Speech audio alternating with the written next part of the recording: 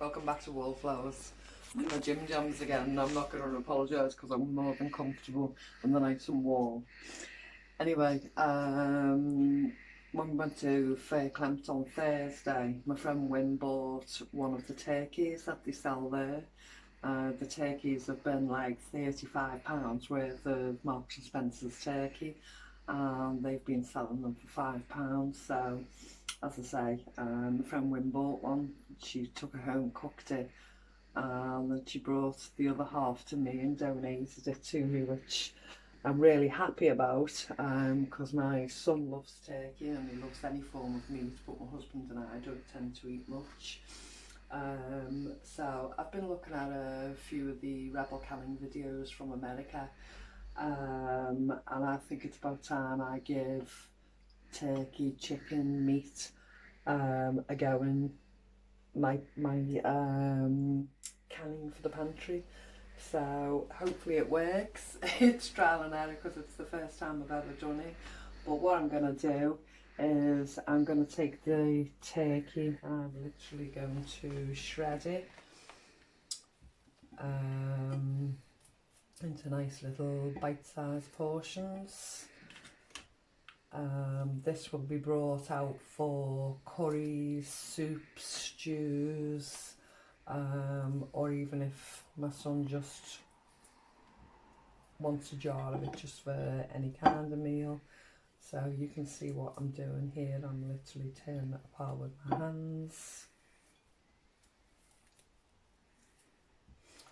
And then I'll go on to, let me just tell you about these jars. These jars are going to be fabulous for meat and chicken, etc. These are actually beef dripping jars. My husband and I took to going back to cooking with lard rather than using these vegetable oils and things like that. Don't get me wrong, now and again we still use the vegetable oil if we've run out, because this can work out quite expensive. But we actually found the blocks of lard were only about 40p, whereas these are £1.90 a jar. So, you know, unless you're going to keep reusing it regularly. And I've gone back to an old-fashioned chip pan. We use the beef and the lard in there as well.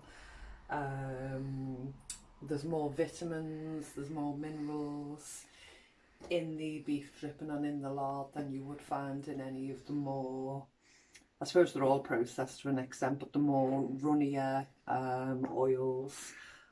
So as I say, that's what path we're on at the moment, and we're choosing to use that. So in the process of that, we're left with these great jars that we can reuse and put meat and fish or whatever we choose to can. As I say, I haven't canned any fish of my own yet, and this is, I'm classing it as meat. We all know it's chicken, bird, it's different meat, but I'm hoping this works. And then we've got chicken on the shelf, not taking any electricity to keep frozen in the freezer, and we're not losing it whilst we're not eating it and letting it go off in the fridge. So I'm happy to be using this process. So you can actually see what I'm doing here. I'm going to fill these jars. I don't have any homemade broth. As I say, this was cooked in somebody else's house. So I'm actually going to use a chicken stock cube, make that up into a light thin gravy, and then I'm going to top the jars up in the chicken gravy sauce, the thin chicken gravy sauce, and then can it that way. Hopefully keeping in all the flavours, and there's a bit of stock to it when we come and use it. So as I say, I'll catch up with you now when I've filled these jars. Okay, so I've got to the stage where I've broken all the chicken down into chunks. What was on the two chicken, I'm going to mistake and say chicken, excuse me if I do, you know I mean turkey. So I took the meat, what I cut off the two drumsticks and the sheets of turkey, and I managed to get 3 jars. So as you can see, it's quite plentiful. Now I didn't have any broth of my own. Firstly, just let me explain the noise in the background. My can is a German one, it's not an American one. It's basically like a giant tea urn. So on the clock face of it, it's actually just heating up. So when I put the turkey in now, the water's slightly warmer than just cold. So as I say, the turkey is pre-cooked. The jars are slightly heated, and I didn't have a stock of my own already made, so I've literally just used the stock cube just for added flavour. And I'm not presuming these will be in the pantry for very long. One will open virtually 2 or 3 days from now, just to see how it fares. And then the other two, I presume, won't take much longer than that, with my son absolutely loves any kind of meat, chicken, turkey. So I'm just wiping the lids, sorry, the rims of the jars with vinegar, just to make sure there's nothing in them. I've literally already debubbled them, but I'm just going to double check and just go round the outside. So if the cameraman can just show, I'm literally going round the outside of the jar and kind of swirling the ingredients to one side, so should there be an air pocket, liquid can pour into that straight away. Just give it a nudge in the middle, and there's no air bubbles around the top of that. And I'm just literally going to check the others. After going up to all this trouble to save food from stopping it going to waste, either in landfill or anywhere else, the least you can do at the end is making sure there's no air bubbles. Otherwise the whole process has been wasted and it's going to go in the bin anyway. So all the final steps covered. I'll just wipe that rim one more time. And then just finger tight with the jars. And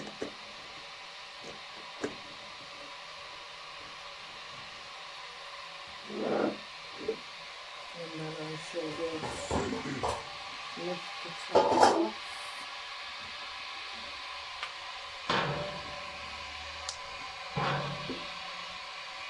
And place them in. Okay. So I'll come back when they're ready and when the water's cooled down enough for me to be able to take them out and show you what they look like. I remember seeing a couple of the meat products in American videos and such when I first started watching kind of videos. And it looks somewhat like a chemistry experiment, you know, you'd see those bodies or the heads or something in the jar, and the meat does look strange, but once you either drain that sauce off or add it to a soup or whatever, you're literally left with chunks and pieces of chicken that are very tender. And you can use that, so you can drain it and put it in a salad, you can use it lasagnas, meals, pies, whatever you choose to have it with, you know, it's just cooked fish ready in a jar. Might look a bit strange, but so does most other stuff. I mean, just look at those, you know, it all looks weird, but that's how our food is, that's how we buy it in a tin, just because you can't see it, you know. I think it looks beautiful, but hey ho. It's like you change your taste buds adapt over years to different flavours. So does your eyesight. You actually see what's in something rather than just being put off because it doesn't look like the norm, you know. Okay, I'll come back and show you these when they're ready. The turkey's in the canning machine, so that's 90 minutes now.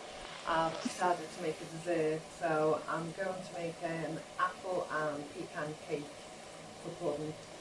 So instead of wasting the cores and the apple peel, I've actually decided I'm actually going to make some apple juice out of that.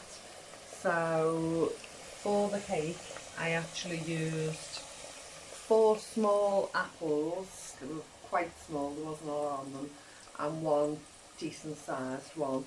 So basically I've been working my way through the fruits and what needs to be used up and what doesn't. And along the way I've sieved out a load of dried up fruit that isn't being used quickly enough. So I'm actually going to start chopping them up and taking the skin off, and I'm going to put those in the dehydrator. So if you watch my films regularly, you'll notice a couple of days ago I started to dehydrate frozen peas. Most of them are up to a decent standard that I'm quite happy with. And they shall go in one of my glass jars. They won't need to be sealed. The bigger ones I might throw on a bottom tray and carry on with those.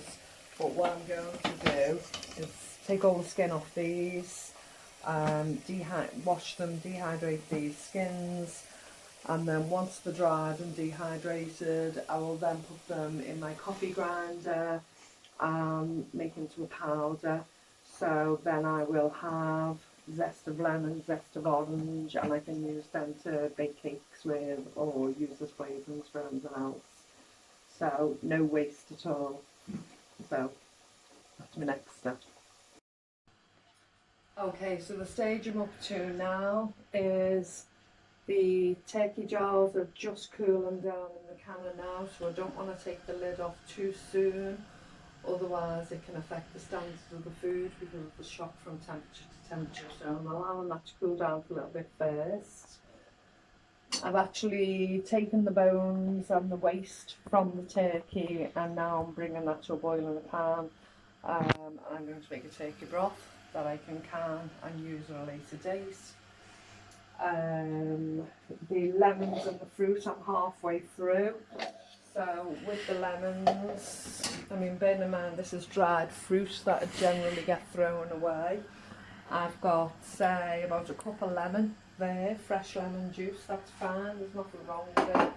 And I've done 2 layers on the dehydrator, so I can dry and then grind those skins down to a zest powder. So that's my intentions with that. Now the apple skin and the apple cores that were left from the apple juice, from the apples to make the cake, the cakes are in there now, and the cakes are just about to cook through. So they're on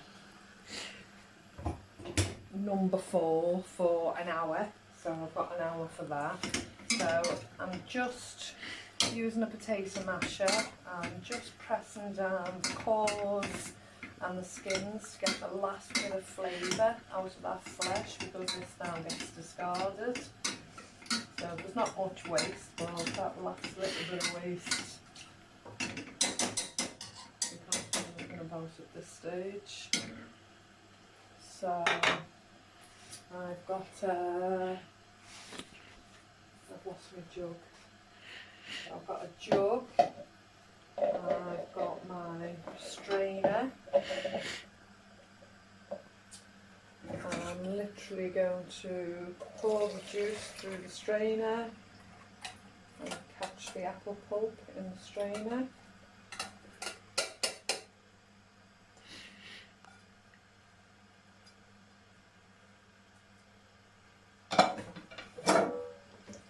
Press it down, get every last bit out.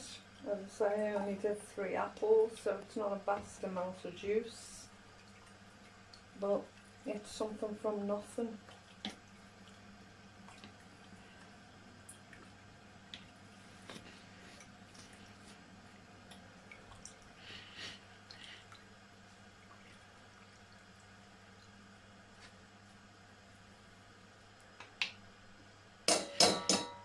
Oh, put that in the wrong place. Just bear with me a minute.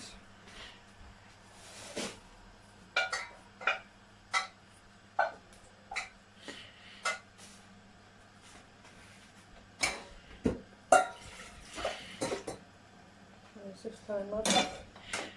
So I'm going to pour that apple juice straight into there. I'm going to add a quarter of a small cup of sugar. I'm going to put the heat back on. If I have the right button to do it with. I'm literally going to let the sugar melt. I don't want it too hot, I don't want it coming to a boil. I just want the sugar to dissolve in it. So we have a nice sweet apple cordial.